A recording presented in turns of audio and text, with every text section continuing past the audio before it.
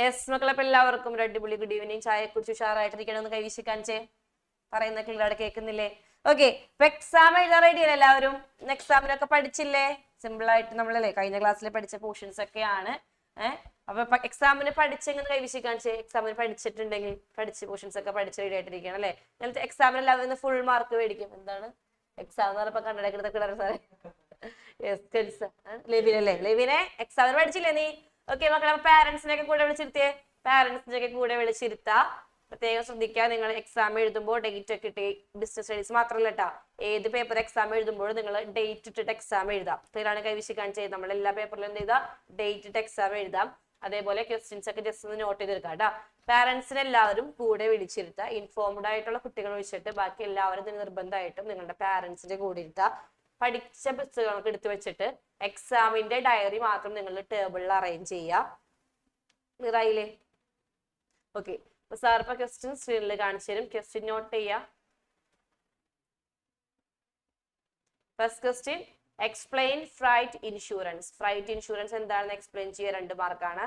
Next question, write the difference between life insurance, fire insurance and marine insurance. Life and fire marine ഇൻഷുറൻസിന്റെ difference ചെയ്താ any four എന്നാ പറഞ്ഞേക്കാണ്. അപ്പൊ 4 set of difference എഴുതിക്കൊള്ളാം. Clear ആണ് കൈവശം കാണിച്ച് 4 സെറ്റ് ഓഫ് ഡിഫറൻസ് എഴുതിക്കോളണം. 8 മാർക്കാണ്. അപ്പൊ ക്വസ്റ്റ്യൻ ക്ലിയർ ആണല്ലോ?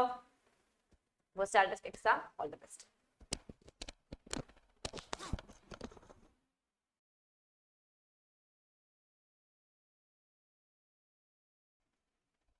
മക്കളെ, നമ്മൾ പേപ്പർ ചെക്ക് ചെയ്യുന്ന ടൈമാണ്. പേപ്പർ ചെക്ക് ചെയ്യുന്ന സമയത്ത് നിങ്ങളുടെ വീഡിയോ ഓഫ് ആണെങ്കിൽ നിങ്ങൾക്ക് 0 മാർക്ക് ആയിരിക്കും കേട്ടോ.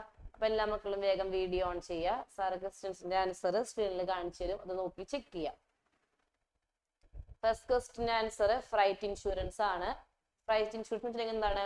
നമ്മൾ ഷിപ്പിംഗ് കമ്പനിക്ക് ഫ്രൈറ്റ് ലോസ് വരുമ്പോൾ അത് കവർ ചെയ്യുന്ന ഇൻഷുറൻസ് ആണ് ഫ്രൈറ്റ് ഇൻഷുറൻസ്. അപ്പൊ അതുണ്ടെങ്കിൽ നിങ്ങൾക്ക് അവിടെ 2 മാർക്ക് കൊടുക്കാം കേട്ടോ. ഷിപ്പിംഗ് കമ്പനിയുടെ ഫ്രൈറ്റ് ലോസ് ആവാതെ കവർ ചെയ്യുന്ന ഇൻഷുറൻസ് ആണ് ഫ്രൈറ്റ് ഇൻഷുറൻസ്. ഈ കാണുന്ന പോലെ എഴുതിയിട്ടുണ്ടെങ്കിൽ മാർക്ക് കൊടുത്തോളൂ. Next, difference between life, fire and marine insurance ആണ്. ഏതെങ്കിലും ഒരു 4 സെറ്റ് ഓഫ് ഡിഫറൻസ് കറക്റ്റ് ആയി എഴുതിയിട്ടുണ്ടെങ്കിൽ ഓരോ സെറ്റിന് 2 മാർക്ക് വെച്ച് കൊടുക്കാം. മീനിങ്ങിലാണെങ്കിൽ ലൈഫ് വരുമ്പോൾ ഡെത്ത് അല്ലെങ്കിൽ എക്സ്പയറി ഓഫ് ദ പീരീഡിലായിരിക്കും എമൗണ്ട് കിട്ടുക. ഫയറിലാണെങ്കിൽ എന്തെങ്കിലും ഫയർ ആക്സിഡന്റ് സംഭവിക്കുമ്പോഴായിരിക്കും എമൗണ്ട് കിട്ടുക. മറൈനിലാണെങ്കിൽ മറൈൻ ലോസ് സംഭവിക്കുമ്പോൾ എമൗണ്ട് കിട്ടും. സബ്ജക്ട് മാറ്റർ ആണെങ്കിൽ ലൈഫിൽ ഹ്യൂമൻ ലൈഫ് ആണ്. ഫയറിലാണെങ്കിൽ ഫിസിക്കൽ പ്രോപ്പർട്ടി ആണ്. മറൈനിലാണെങ്കിൽ ഷിപ്പ്, കാർഗോ അല്ലെങ്കിൽ ഫ്ലൈറ്റ് ആണ്. നെക്സ്റ്റ് എലമെന്റ് പറയുമ്പോൾ ലൈഫിൽ പ്രൊട്ടക്ഷനും ഇൻവെസ്റ്റ്മെന്റും ഉണ്ട്. മറൈനിലും ഫയറിലും പ്രൊട്ടക്ഷൻ മാത്രമേ ഉള്ളൂ. ഇൻസ്റ്റബിൾ ഇൻട്രസ്റ്റ് പറയുമ്പോൾ ലൈഫിൽ at the time of taking പോളിസിയിലാണ് ഇൻസ്റ്റബിൾ ഇൻട്രസ്റ്റ് വേണ്ടത്. ഫയറിലാണെങ്കിൽ ഇൻഷുറൻസ് എടുക്കുന്ന സമയത്തും ലോസ് സംഭവിക്കുന്ന സമയത്തും ഇൻഷുറബിൾ ഇൻട്രസ്റ്റ് വേണം. മറൈനിലാണെങ്കിൽ ലോസ് സംഭവിക്കുമ്പോൾ മാത്രം ഇൻഷുറബിൾ ഇൻട്രസ്റ്റ് മതി. ഡ്യൂറേഷൻ പറയുമ്പോൾ ലൈഫിൽ ലോങ്ങർ പീരീഡ് വേണമെങ്കിൽ നിങ്ങൾക്ക് 5 മുതൽ 30 വർഷം എന്നൊക്കെ എഴുതി വെക്കാം. ലൈഫ് ഫയറിലും മറൈനിലും ആണെങ്കിൽ 1 ഇയർ ആയിരിക്കും പീരീഡ് വരുന്നത് കേട്ടോ. നെക്സ്റ്റ് വരുന്നത് ഇൻഡെമിനിറ്റി ആണ്. ലൈഫ് ഇൻഷുറൻസിൽ ഇൻഡെമിനിറ്റി ഇല്ല. ഫയറിലും മറൈനിലും ഇൻഡെമിനിറ്റി ഉണ്ട്. ലോസ് ഓഫ് മെഷർമെന്റ് ആണെങ്കിൽ ലൈഫ് ഇൻഷുറൻസിൽ പോസിബിൾ അല്ല. ഫയറിലും മറൈനിലും പോസിബിൾ ആണ്.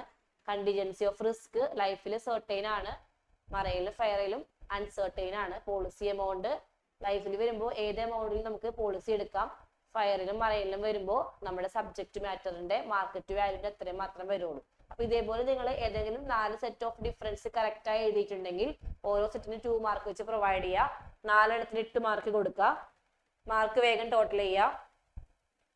ഔട്ട് ഓഫ് 10 എത്രയെന്ന് ഇടുക. പാരന്റിന്റെ സൈൻ മേടിക്കുക.